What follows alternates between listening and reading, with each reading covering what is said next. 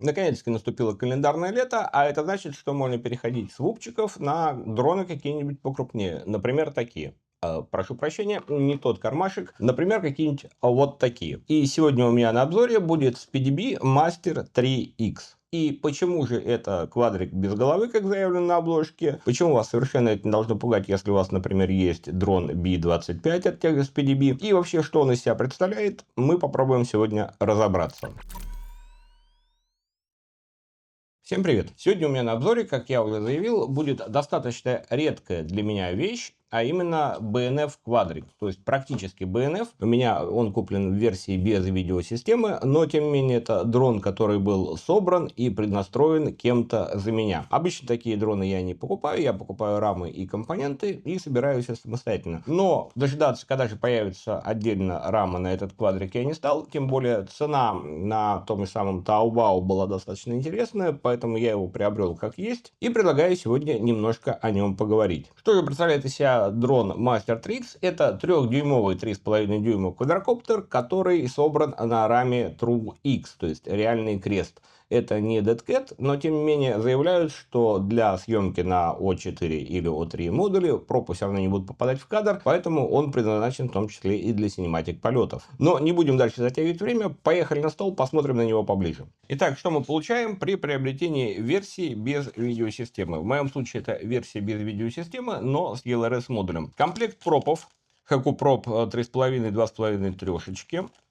Один комплект, к сожалению, второго запасного нет. Инструкция, я так предполагаю, точнее не инструкция, а ссылка на нее. Какой-то комплект болтов, запасные болты, болты для крепления пропеллеров, болты для крепления головы и отвертка. Отвертка в комплекте у нас идет 3 в одном, как я понял, металлическая.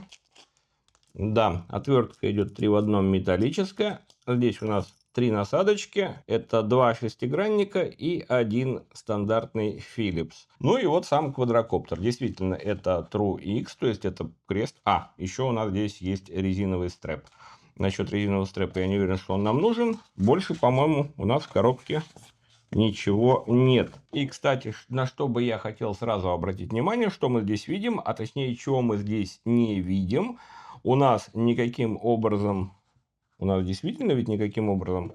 Да, у нас никаким образом не помечено направление вращения моторов, которое задано по умолчанию. Я залез в инструкцию, посмотрел, там такого тоже нет. И обычно на моторах какие-нибудь делают бумажки или где-то там кидают отдельно бумажку, где написано, в какую сторону вращаются моторы. Но нет, здесь этого нет, поэтому нам в любом случае придется залезать в бетку и смотреть это там. Основное, что сразу, наверное, бросается в глаза, то, что квадрик действительно без головы. А почему он без головы? Потому что у них продается очень много версий, и этот квадрокоптер продолжает их линейку модульных дронов, которую они начали вот этим B25. И как раз-таки голова здесь прекрасно снимается и переносится сюда, насколько я понимаю. Еще у нас здесь нет GPS, у нас под него есть посадочный ТПУ, и если вам нужен GPS, вам предстоит его поставить самостоятельно. Здесь небольшой короткий хвостик выведен. И я так понимаю, размеры GPS здесь совпадают с теми же, которые используются над B25. То есть вам нужен будет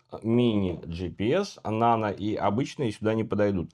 Что у нас еще здесь есть? У нас здесь есть стрэп по умолчанию нормально установлен. Хотите заменить его потом на вот такую резинку, если вам нужно. И что сразу бросается в глаза? Во-первых, кстати, нет еще запасной резинки для батареи. Но в любом случае, действительно, у них на сайте заявлено, что квадрокоптер очень плоский. И если, когда читаешь это в документации, на это не так сильно обращаешь внимание, а по факту он реально очень плоский. Насколько я помню, у них заявлено 2 сантиметра, 2,1 сантиметра, но выглядит он реально прикольно. Да, конечно, это его плоскость, это именно без видеосистемы. Когда мы поставим сюда О4 и с ее торчащими рогами, он перестанет быть таким плоским.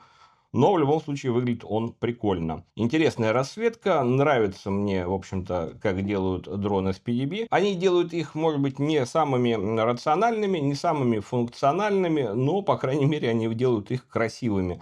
А красиво это тоже, честно говоря, не всегда плохо. Что у нас здесь еще? Поскольку у нас здесь установлены с обоих сторон заглушки, которые вроде бы как должны немножко защищать наш полетный контроллер, который, кстати, у нас здесь, как я понимаю, какой-то I/O от грязи, от брызг, но на самом деле нет, это не будет никакой защиты, это чисто декоративная функция. Есть какие-то вроде как у нас здесь воздухозаборники, которые туда должны будут отправлять воздух. Не знаю по факту, как это будет работать. На заднюю часть квадрокоптера у нас под заглушкой вот выведен удлинитель USB, который позволяет нам конфигурировать, подключаться к квадрокоптеру. Кстати, обратите внимание, достаточно частый вопрос. При использовании вот таких вот USB удлинителей вам на 99,9% потребуется кабель, который поддерживает OTG, On-the-Go Connection, и просто вашим стандартным кабелем, даже которым вы можете подключать, например, полетный контроллер напрямую, через вот такой удлинитель, скорее всего, он не заработает. Обязательно воспользуйтесь OTG кабелем. Этот OTG переходник вы можете купить отдельно, может быть, он у вас идет с очками, это совершенно не проблема, но в любом случае обращайте внимание, иначе вы будете думать, что у вас не работает удлинитель. Что у нас еще здесь есть? У нас здесь еще есть интересный момент. Ребята продумали, сделали нам место, куда можно засунуть балансировочный разъем, как я понимаю. О такой мелочи подумали, а о том, какое направление пропеллеров, не подумали. Упустили этот момент.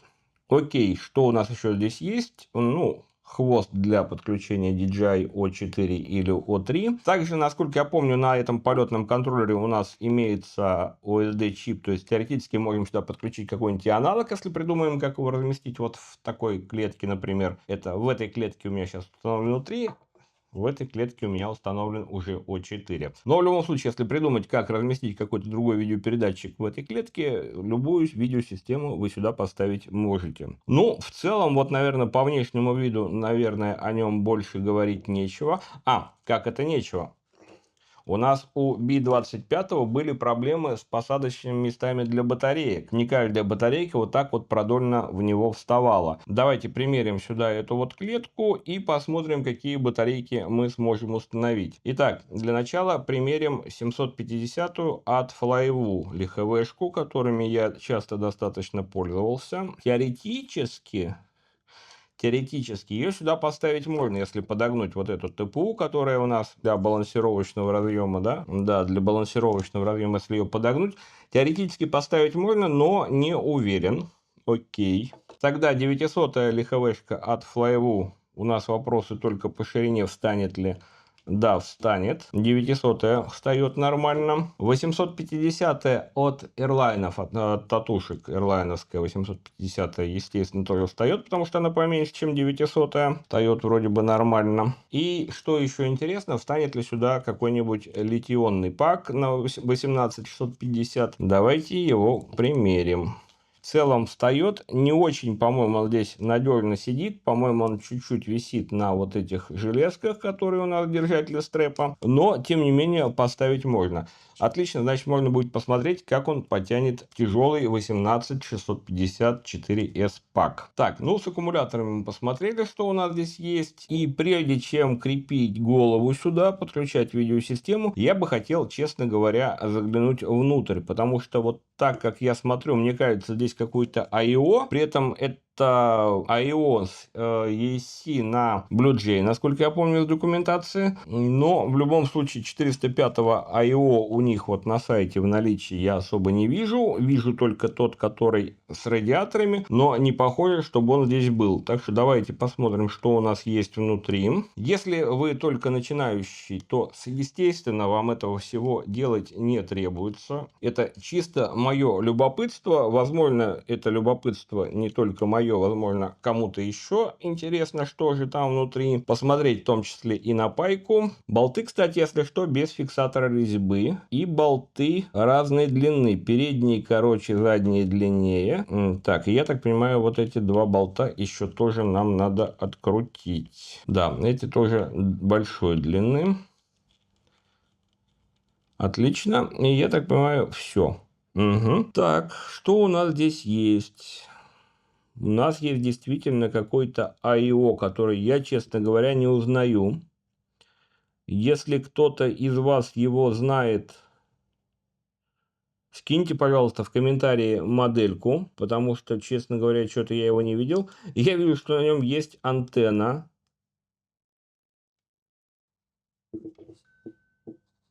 Это ESP8684, рядом с ней расположен. Очень интересно, что это, потому что, возможно, это отвечает за их Bluetooth, но я совершенно не уверен, потому что чип Bluetooth может быть и снизу. Очень интересно, что это. А еще я вижу, что у нас здесь удлинитель USB реализован не через подключение в коннектор, а пайка напрямую на полетный контроллер. Что у нас еще здесь есть? У нас есть здесь бузер. У нас здесь есть конденсатор какой-то небольшой, 25 вольт. Так, силовые провода вижу. Никакой герметизации, естественно, здесь нет, никто ничего этого не делал. В целом припаяно, я бы сказал, нормально. Что у нас еще, кстати, нам доступно? У нас здесь есть еще Ground 5 вольт, BAT 5 вольт Ground, R3 T3, VTX CAM. Что у нас здесь еще есть? Какой-то CC и что-то еще. И, я так понимаю, вот эти у нас выводы для LED-ленты. С двух сторон они есть. То есть, теоретически, может быть, это вывод на обычный LED и на LED от самих SpeedyBee, который у них называется, как он, Meteor, да, Meteor LED. В целом, не сказал бы, что кабель менеджмент верх аккуратности, но в любом случае у нас ребята постарались, чтобы ничего поверх полетного контроллера не проходило, кроме вот антенки. Все провода у нас в первую очередь уходят за пределы полетника и дальше уже идут. То есть, по идее, на гироскоп у нас ничего влиять не должно. Совершенно не представляю, что это за полетник, чтобы посмотреть его характеристики, но в любом случае это 405. Компоновка, я бы не сказал, что очень плотная, самостоятельно теоретически его собрать будет возможно. Если будете его собирать самостоятельно, вот вам как раз таки образец того, как можно проложить провода. Куда-то здесь еще уходит провод вниз. А это, наверное, провод уходит на нормальный ELRS модуль. Где-то вот здесь у нас, где-то у нас вот здесь, по идее, вот здесь, наверное, по идее, расположен как раз-таки ELRS. Ну, в любом случае, внутрь мы посмотрели. Лачить я ничего не буду. Хотя, конечно, бы по-хорошему было бы залачить. Но для начала попробуем так, как есть. Потому что, чтобы его лачить, его надо целиком доставать. И лачить, естественно, с обоих сторон. Этим я заниматься, честно говоря, не хочу. И вообще, в последнее время я что-то перестал лачить дроны. Совсем обленился. Смотрим, чтобы никакие провода опять не прижать. И закрываем.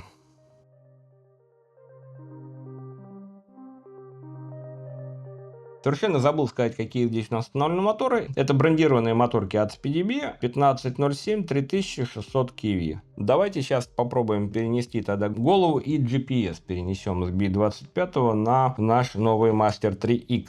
Для того, чтобы заменить голову, я так понимаю, нам потребуется только отвертка. Значит, отвертка и пинцет. Окей. На самом деле, я так понимаю, нам же не обязательно болты вытаскивать прямо из их креплений. Вместе с ними мы могли бы и перенести. Снимаем О4, чуть-чуть скрутим провод, чтобы он не так болтался. Вставляем его в коннектор и, соответственно, ставим наш модуль на его посадочное место. Берем болты. Так, а вот из того, что я вижу, вот эти болты от B25 передние нам явно будут здесь коротковато. Да, передние болты от 25 нам здесь не подходят. Вернем их в раму и возьмем болты из комплекта. 13 и 8. 8, я так понимаю, я только что вкрутил, а вот сюда, наверное, вперед пойдут как раз 13. 13 как раз предназначены для того, чтобы крепить голову спереди. Если вы хотите летать без GPS, то на этом моменте квадрокоптер у вас уже собран и готов к полету. Кстати, как я и говорил, его плоскость, его плоская форма совершенно теряется после того, как мы устанавливаем вот этот рогатый О4 модуль. Но я в любом случае хотел бы все-таки использовать на нем GPS, поэтому снова возьму B25 и сниму с него GPS модуль, потому что других модулей с коннекторами у меня нет, а сейчас заниматься пайкой особо не хочется, особенно с учетом того, что там достаточно короткие провода. Но если модуль на коннекторе в B25 еще имеет смысл, потому что это реально здесь облегчает процесс сборки, то поскольку здесь мы сажаем модуль на постоянку, он никаким образом в сборке не задействован, то его в принципе можно и напаять. Ну а можно и не напаивать. И теперь смотрим, каким образом мы устанавливаем наш GPS сюда. Вот таким образом мы его и устанавливаем. Подключаем коннектор и пытаемся засунуть GPS в его ТПУ. ТПУ, кстати, достаточно мягкий. По идее, это все должно пройти безболезненно и у вас. Наклон сделаем хотя бы вот такой, чтобы вот так было. Мы подготовили квадрокоптер. Теперь надо заглянуть в бетку, посмотреть, что же у нас изначально здесь настроено. Проверить, точнее даже не проверить, а найти направление вращения моторов, закрепить пропы, и можно будет отправляться в полет. Итак, начнем с бетафлайта. Ну а прежде чем мы начнем разбираться, что же там настроено и накручено в бетке, я бы хотел напомнить, что спонсором данного видео, как обычно, являются ваши лайки, подписки и комментарии. Поэтому не забудьте подписаться на канал, поставить лайк и оставить какой-либо комментарий. Ну а теперь давайте смотреть, что же там в бетафлайте. И для того, чтобы посмотреть, что же у нас там в бетафлайте, нам потребуется, естественно, квадрокоптер, нам потребуется наша аппаратура, нам потребуется кабель с UTG-переходником, желательно, как я и говорил, особенно если вы работаете на Маке. И для того, чтобы посмотреть направление моторов, нам потребуется какая-нибудь батарейка. Подключаем кабель к нашему компьютеру, запускаем бетафлайт и подключаем наш квадрокоптер. Снимаем заглушку с его задницы, втыкаем в него USB Type-C кабель, и как минимум лампочки я там вижу. И здесь он уже тоже определился. Заходим в бетку. Акселерометр уже, я так понимаю, можно сказать, что откалиброван. Выставим его, чтобы мне было удобней. И посмотрим. Вверх, вверх. Лево, право, назад. Что в портах? В портах у нас есть как минимум один порт, уже предназначенный для O3. Отлично. GPS у нас тоже уже есть порт выставлен. То есть он по портам, по крайней мере, нормально предназначен. Кстати, GPS мы тоже видим, что уже начал принимать сигнал. Конфигурация PID-Loop 4 кГц, акселерометр, барометр, магнитометр. Магнитометра у меня нет, я его выключу. Мастер 3X пусть так останется. 180 градусов ARM это хорошо. Постоянный AirMod пусть пока будет. Power and Battery 3.3, 4.3. Ну, поскольку мы будем летать на лиховешках, можно выставить 4.35. Сохраним. Failsafe давайте посмотрим. Failsafe по умолчанию стоит Drop, то есть ребята предполагают, что действительно у нас нет GPS. GPS у нас есть, я его выставлю. Не настроенный пока, пусть будет как есть. Да, абсолютно они не настраивали ничего в этом разделе. Пиды. Пиды я смотрю нестандартные. Пиды они что-то там настраивали. Уже хорошо. Соответственно, рейты стандартные, дефолтные. Ну и мультиплеер они установили на 2. По заветам, я так понимаю, Крис Россера. Триггеры RPM это логично. 130 Гц у нас начинается фильтрация. Это все вроде бы нормально, но на самом деле мы на это смотреть не будем. Нам в первую очередь что нужно? Правильно, нам нужно забить... Да. Нам нужно забиндить наш приемник. Забиндить ELRS приемник можно несколькими способами. Мы сейчас воспользуемся самым простым. Мы в API зайдем в меню, нажмем sys, запустим ExpressLRS скрипт, встанем на меню bind, но пока не будем нажимать. И вот здесь у нас внизу есть кнопочка bind receiver. Нажмем ее и нажмем bind на API. Насколько я понимаю, все должно было забиндиться, и оно действительно все забиндилось. Как видите, все у нас уже заработало. Вот он, мой тротл. Каналы у меня раскладка Aether. Все верно. Что меня в последнее время смущает, то, что стало 2 галки телеметрии. На самом деле это одна галка, просто она почему-то в интерфейсе стала отображаться как 2. Переходим на вкладку настройки режимов. Это то, что нам нужно посмотреть в первую очередь. Я вижу, что они здесь растянули нам зачем-то Angle. И бипер висит на 2 ауксе. На 3 у нас висит как раз таки наши режимы. У меня все наоборот. У меня на 2 ауксе это все дело. Да, вот здесь у меня будет Angle Mode. Как-нибудь вот так. Здесь у меня будет Return to Home. А бузер у меня будет на совсем другой кнопке. Да, на 8 ауксе у меня будет. А здесь у меня будет еще Return to Home. GPS Rescue, то бишь. GPS Rescue у нас будет вот в этом положении на 2 ауксе. Отлично, сохраняем. Сохранили, проверяем, что у нас есть.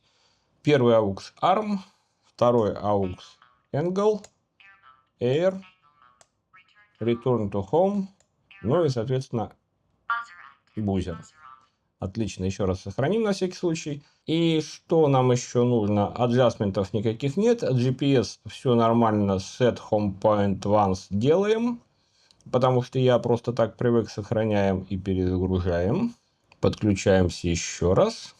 И вот переходим на вкладку моторов. На вкладке моторов мы видим, что включен Bidirectional D-Shot, значит, действительно они прошили это все дело на BlueJ, но нас в первую очередь интересует направление моторов. Поскольку не стоит галка Motor Direction is Reversed, то есть направление моторов у нас прямое, они вращаются, передние пропы вращаются к камере. Но мы на всякий случай все равно это проверим. И напоминаю, что проверять направление вращения моторов и вообще проверять какие-либо операции с моторами, в том числе и прошивку регуляторов, всегда делайте со снятыми пропами. Особенно если у вас нет запасных пальцев, особенно если у вас нет запасного лица, и в общем-то вам хоть немножко жалко всего вашего домашнего окружения. В противном случае у вас есть риск получить какие-либо повреждения. Пропы у нас сняты. Подключаем батарейку. Пропали ошибки телеметрии, и можно посмотреть, как вращаются моторы. Ставим галку, что да, пропы сняты, все это дело подтверждаем. Смотрим, куда вращается первый мотор. Первый мотор должен вращаться к кваду. Такие большие моторы уже теоретически можно понять, куда вращается, просто приложив к нему палец. Это все-таки моторы не ВУПов. Но если у вас есть какие-то трудности, просто вот берем какой-нибудь там, я не знаю, видно, не видно, проводок, какую-нибудь бумажку, прикладываем ее к мотору и видим, в какую сторону ее, в общем-то, мотор тянет. Итак, первый мотор у нас вращается правильно. Останавливаем. Смотрим, куда у нас вращается второй мотор. Ох ты, как я сразу дал газа. Да, второй мотор вращается правильно. Ну, соответственно, третий мотор у нас тоже вращается правильно. И четвертый мотор у нас вращается правильно. Останавливаем мотор, и на этом, в общем-то, с моторами мы закончили. Убедились о том, что направление вращения у нас обычное. Отключаем батарейку, чтобы не греть уже подключенный наш O4 модуль. Смотрим, что нам ребята тут накидали на OSD. OSD достаточно такой аскетичный, но тем не менее это мы точно видим, что это HD. Давайте выведем себе GPS-координаты, направление до дома, расстояние полета выведем. Количество спутников тоже выведем. Скорость выведем. Да, нам интересно будет посмотреть, с какой скоростью это все летает. Выведем куда-нибудь сюда. Постараемся захламить сейчас OSD по максимуму. Сохраняем, обязательно не забываем. Ну и давайте посмотрим, что у нас. У нас есть блэкбокс, в нем даже что-то записалось, судя по всему, когда они его испытывали. Настроен он на сбор логов этого, очистим его. Я не уверен, что я буду в первый же полет смотреть какие-то логи, просто пусть он будет пустой. По крайней мере, если я захочу посмотреть логи, у меня такая возможность будет прямо с первого полета. И на этом получается все. Мы забиндили наш приемник, мы проверили направление моторов, мы выставили режимы полета в соответствии с тем, как нам привычно на нашей аппаратуре жать кнопки. И получается на этом все. Теперь уже можно действительно накручивать пропы и отправляться на тестирование этого квадрика в поле. И, кстати, что я еще заметил, судя по углу наклона GPS, точнее, практически отсутствующему углу наклона GPS, этот квадрокоптер, наверное, не предназначен для каких-то быстрых полетов. Еще одно наблюдение. Благодаря таким вот торчащим антеннам от O4 модуля, он становится уже совершенно не плоским. И я бы не сказал, что он подходит под какой-нибудь фристайл, потому что при первом же каком-то краше эта антенна наверняка вырвет. В принципе, эти антенны можно заменить на дипольки, как это сделано в креплении для O3 модуля. Ну, попробуем, по крайней мере, полетать так, посмотрим, что он вообще из себя представляет. Итак, первой баткой я на него ставлю флайвушку 900-ю, ARM. Да, вот теперь картинка обновилась.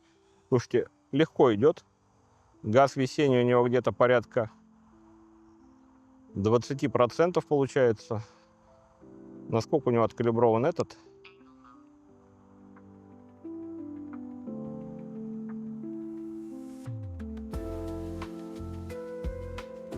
Если бы его, конечно, не уносило так сильно.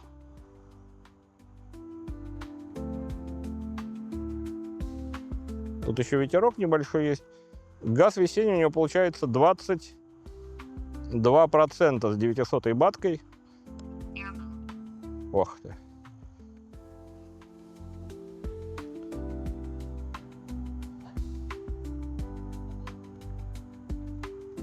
Идет хорошо. Идет ровно. Настолько ровно, что я даже забыл вытащить антенны, честно говоря. ЕЛРС-ная. Вытащу сейчас.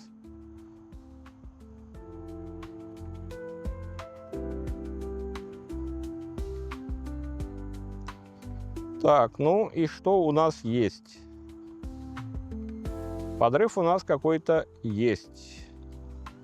Инерция какая-то есть.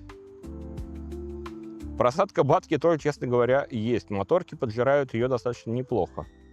То есть вон сразу 3,40. Но нет, это не пятерка.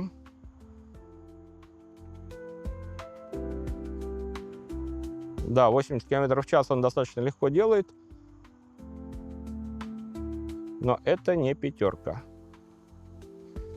И по ощущениям, я хочу сказать, это даже не 3,5 на раме от Криса. Хоть рама мне не очень нравится, но компоненты, в которые я в нее запихал, а именно моторки бразерхобберские, чуть-чуть больше у них киви. И, соответственно, у них лучший подрыв. У него больше инерция. А вот у спидибишного, то есть, да, это...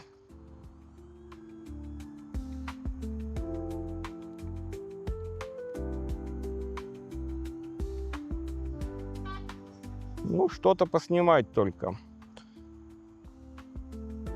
Амперметр я зря не вывел, наверное, на ОСД. Было бы понятнее, что у нас происходит. 2 минуты 40 секунд мы в воздухе. Уведомление RSSI DBM, конечно, надо поменять. Оно настроено для RSSI, просто для RSSI.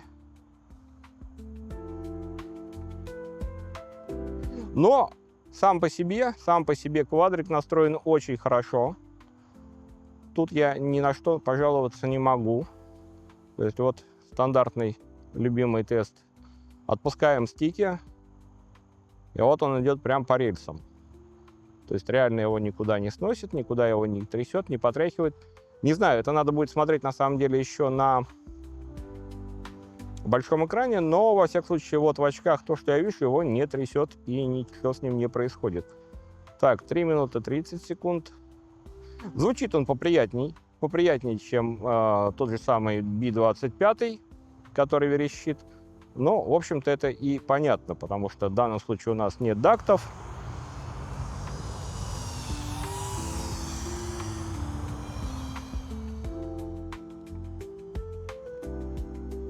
Звук, конечно, не очень басовитый, но в любом случае не очень он громкий. Давайте посмотрим, за сколько метров я начну его от себя слышать. Ну вот сейчас на повороте я его, конечно, слышу, а когда вот просто ровно летим,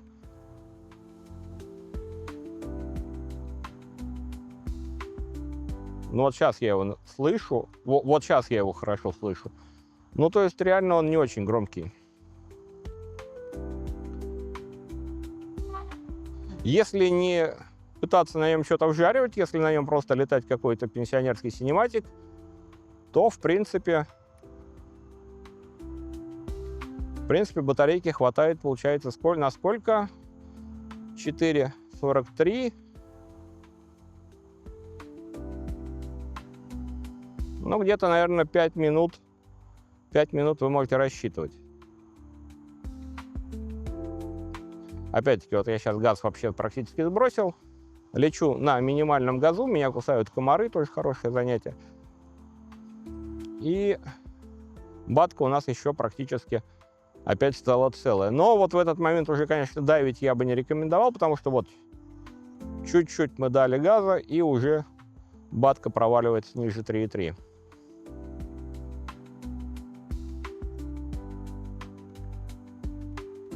Ну, вот такой вот круизный какой-нибудь полет, да. Может быть, даже 6 минут можно будет попробовать из него вытащить. Но не знаю, стоит ли это делать, потому что всегда есть риск, что вам просто не хватит долететь до дома.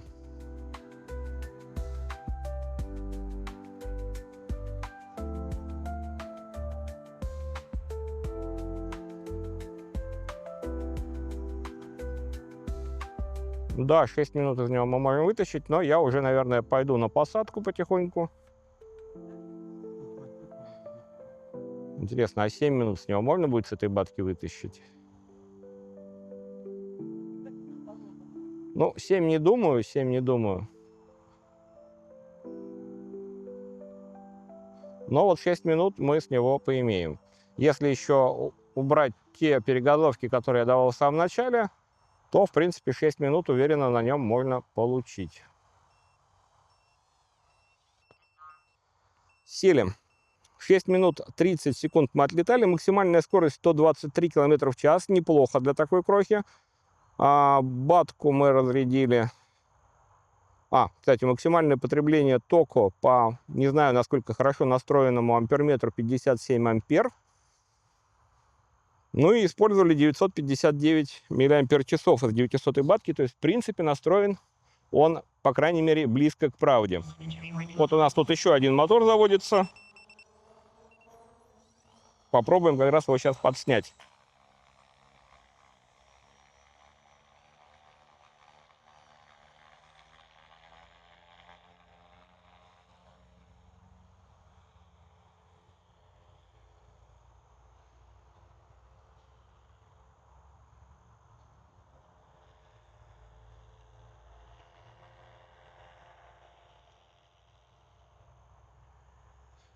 Да, немножко боюсь я с живыми, так сказать, квадрокоптерами в небе встречаться, где он. Вон он.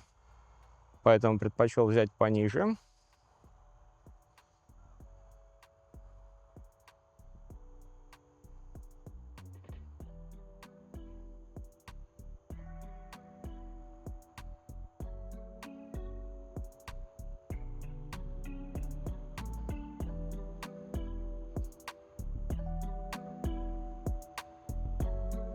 Попробуем взять его на фоне неба, моря.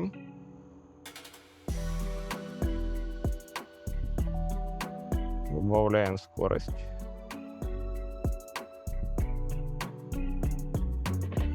И вот это, я так понимаю, как раз и есть стихия этого Master 3X.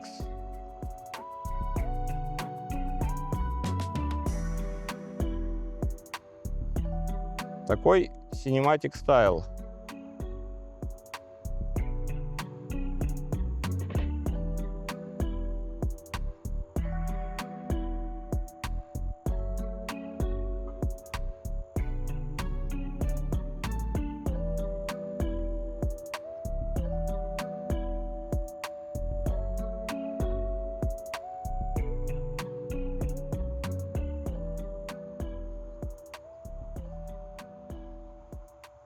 Не знаю, насколько Cinematic Style у меня получился, но тем не менее мы спокойненько находимся 2 минуты в воздухе, практически батарейку не трогали.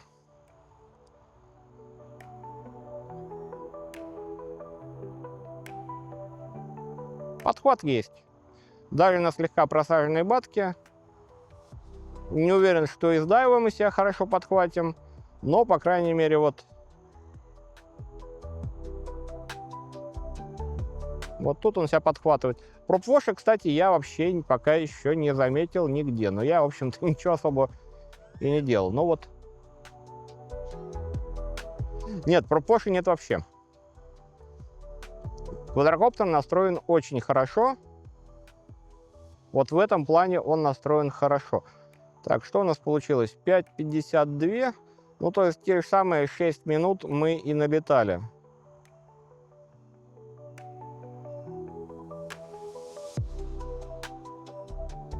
Ох, как батка быстро начала садиться. Да, 6 минут. Максимальная скорость в этот раз была поменьше, 98 км в час. Максимальный ток 55 ампер. Высосали 806 махов. А батка 850 все-таки. И при этом она уже пищит, что она разряжена в хлам. Вон он, наш парапланерист. Но с дрона он, конечно, выглядел поближе.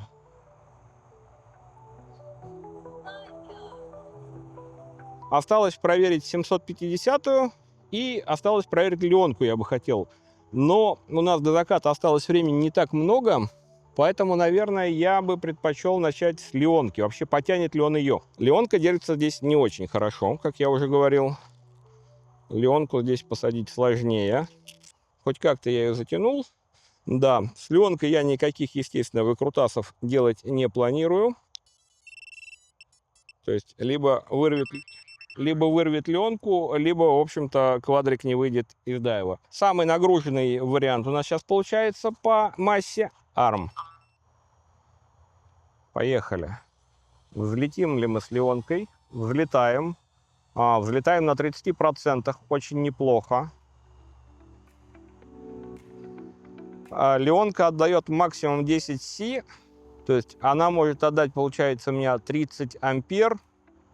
И, естественно, в этом случае ее гонять не стоит.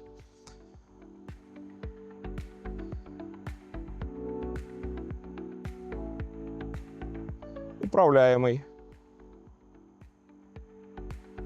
По крайней мере, управляемый. Вон наш пилот, если я правильно его вижу.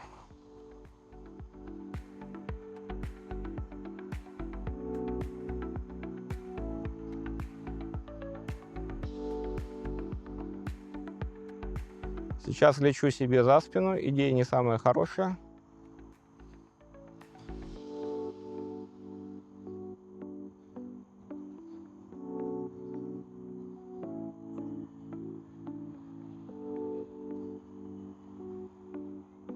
Тоже на леонке, наверное, идет. Или на липошке. Ой.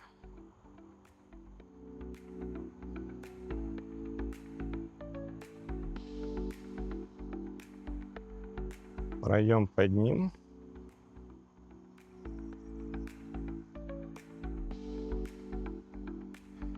Все, он пошел на посадку. Ну, а мы только-только начали летать.